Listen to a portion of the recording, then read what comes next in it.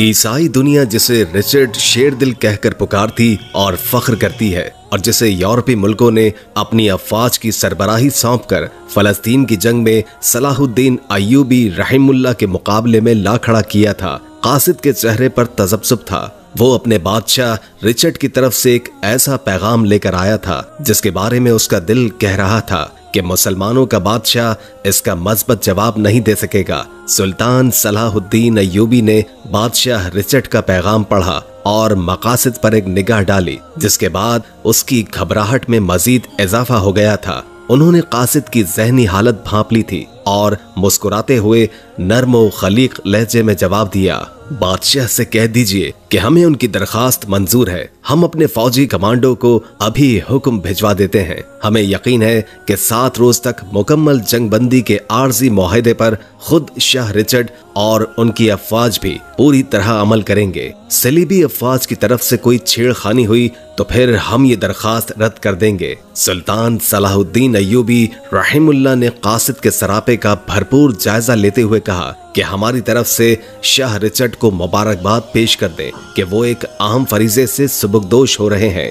कासिद के चेहरे का इस्तराब दूर हो चुका था। वो ये सोच भी नहीं सकता था कि मुसलमानों का सुल्तान इतना फयाज भी होगा। दिल ही दिल में वो ये भी समझता था कि अगर ऐसी दरखास्त सुल्तान सलाहुद्दीन अय्यूबी रहमुल्लाह की तरफ से बादशाह रिचर्ड की खिदमत में पेश की जाती तो उसे हकारत से ठुकरा देते, बल्कि उसे सारे दरबार में सुनाकर उसका मजाक उड़ाता। सुल्तान सलाहुद्दीन अय्यूबी रहमुल्लाह ने रिचर्ड की दरख्वास्त कबूल करके फयाजी का एक ऐसा सबूत पेश किया था जिसका तसव्वुर भी इस ईसाई कासिद के लिए महाल था। शाह रिचर्ड अपनी बेटी मारिया की शादी करना चाहता था। शादी के जश्न के लिए एक जमाने में 7 रोज के लिए जंगबंदी की दरखास्त की थी। जब सलीबी जंग अपने जोरों पर लड़ी जा रही थी, शहर के इलाके और हल्के में शादी की तैयारियां जोरों शोर से होने लगी। थके मांदे सिपाहियों को भी सस्ताने का मौका मिल गया। ईसाई कैंप में फौजी शब रोज शराब पीते थे और रक्सो सुरूर की महफिलें बर्पा करने लगे। सुल्तान सलाहुद्दीन अय्यूबी रहमतुल्लाह ताला अलैह के कैंप में सिपाही आराम करते और अपने अल्लाह की इबादत में मसरूफ दिखाई देते। शादी के जश्न की तैयारियों में मसरूफ शाह रिचर्ड को एक नई बात सूझी और उस पर अमल करने के लिए तैयार हो गया। कासिद फिर से सुल्तान सलाहुद्दीन अय्यूबी रहमतुल्लाह ताला अलैह के दरबार में हाजिर हुआ। इस बार उसे यकीन था कि सुल्तान सलाहुद्दीन अय्यूबी शाह रिचर्ड का दावतनामा कभी कबूल नहीं करेगा। ज़हीन और आकिल कासिद बड़े गौर से सुल्तान सलाहुद्दीन अय्यूबी के चेहरे के तासुरात समझने की कोशिश कर रहा था। सुल्तान सलाहुद्दीन अय्यूबी ने दावतनामा पढ़ते वक्त किसी तासुर या रद्द अमल का इजहार नहीं किया। सुल्तान ने एक निगाह अपने दरबारियों पर डाली और फिर कासिद की तरफ देखा और कहने लगे, मैं शाह रिचर्ड का शुक्रगुजार हूँ कि उन्होंने मुझे अपनी मसरतों में शिरकत के लिए याद रखा। शाह रिचर्ड को मेरा ये पैगाम देना कि मैं शादी की तकरीब में जरूर शिरकत करूंगा। कासिद ये जवाब लेकर सुल्तान सलाहुद्दीन अय्यूबी के खेमे से बाहर निकला तो वो मुस्कुरा रहा था। उसका दिल कह रहा था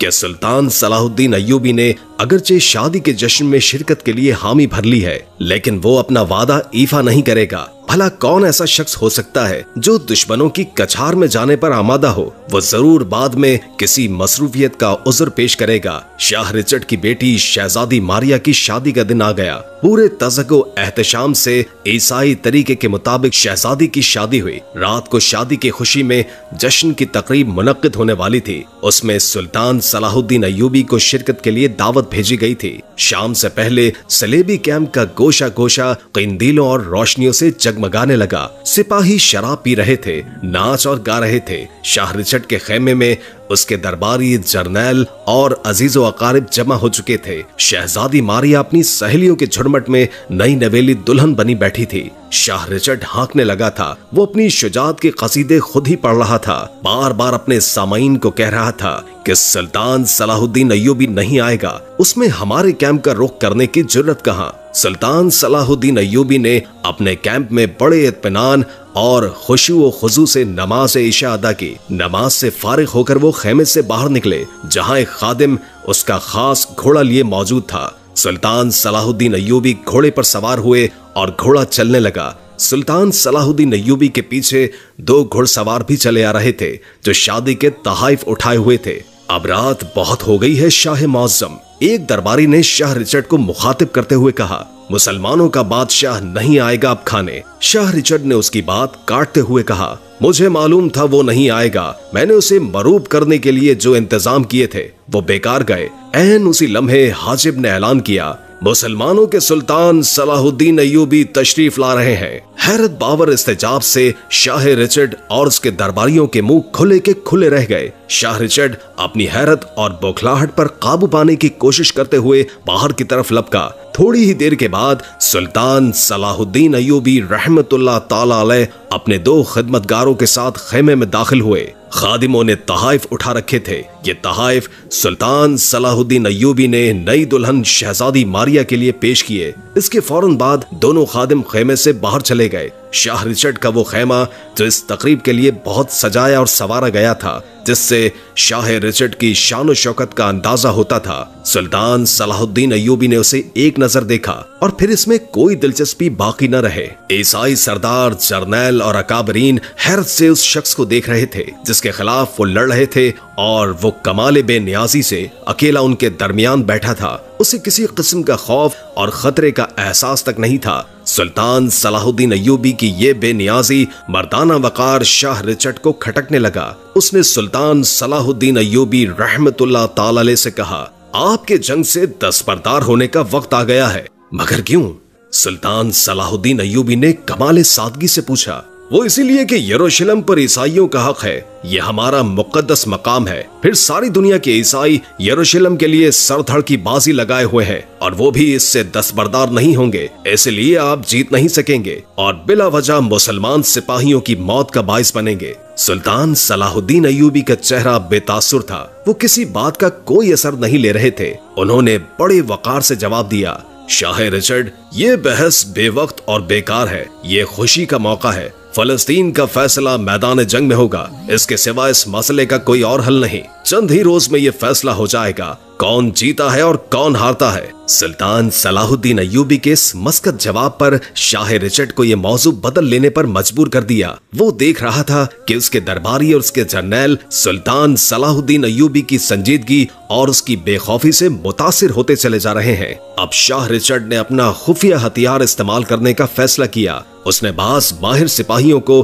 खास जंगी करतब दिखाने के लिए तैयार किया था। उसके इशारे पर वो सिपाही आ गए। वाकई उनके करतब मुतासिर कर देने वाले थे। उन्होंने अपनी बहादुरी और शुजात के ऐसे ऐसे नमूने पेश किए कि तमाम दरबारी अश अश कर उठे। सुल्तान सलाहुद्दीन अय्यूबी तलवारों का माहिराना खेल गौर से यूं देख रहे थे जैसे उन मुजाहिरों में दिलचस्पी तो है मगर वो उससे ज्यादा असर नहीं ले रहे। मुजाहिरे खत्म हुए तो शाह रिचर्ड ने बड़ी बेफिक्री से कहा, सुल्तान, आपने देखा मेरे पास कैसे कैसे माहिर और बहादुर सिपाही हैं। क्या आपके सिपाही उनका मुकाबला कर सकेंगे? इसलिए मैं कहता हूँ कि आप जंग खत्म करके वापस ले जाएं। सुल्तान सलाहुद्दीन अय्यूबी अपनी नशिस्त से उठे। उन्होंने अपनी हलाली तलवार नयाम से निकाली और उसकी पूरी आबोताब देखने वाले की आंखें खीरा होने लगी। सुल्तान रहीमुल्लाह के चेहरे पर बला का वकार था। उन्होंने आहिस्ता से कहा कि क्या आपका एक भी सिपाही तलवार के ऐसे माहिराना इस्तेमाल की सलाहियत रखता है? ये कहकर सुल्तान सलाहुद्दीन अय्यूबी